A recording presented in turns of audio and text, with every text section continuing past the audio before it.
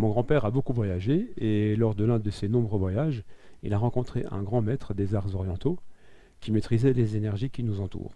Parce que peu de gens le savent, mais nous sommes entourés partout autour de nous d'énergie et parfois ces énergies convergent en certains points de l'espace et celui qui connaît leurs secrets, celui qui sait les repérer, celui qui sait les utiliser, eh bien arrive à réaliser quelques petits miracles. Par exemple, avec ce bocal de riz, nous allons essayer de faire quelque chose d'assez intéressant, impressionnant. Alors, avec ce bocal rempli de riz, hein, c'est du vrai riz, hein, voilà.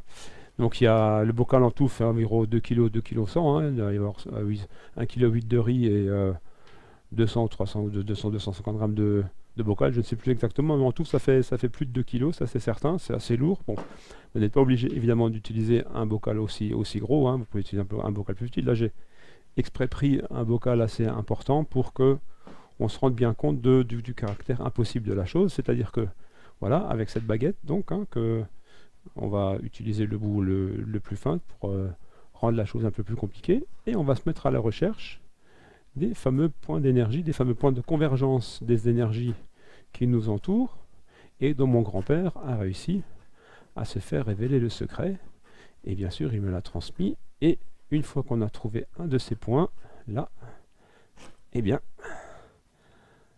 voilà ce qui arrive. On arrive à soulever le bocal, et évidemment, il est soulevé, il n'y a pas de fil au-dessus, hein, il n'y a rien du tout. Voilà, on arrive à soulever le bocal. Là, je ne sais pas si on voit bien, là. Voilà.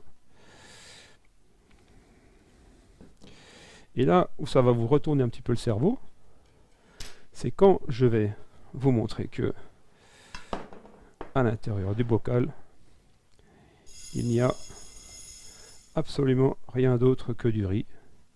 Du riz, du riz, du riz et du riz.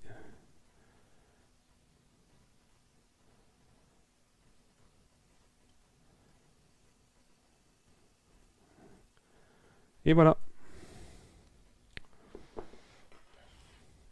que du riz.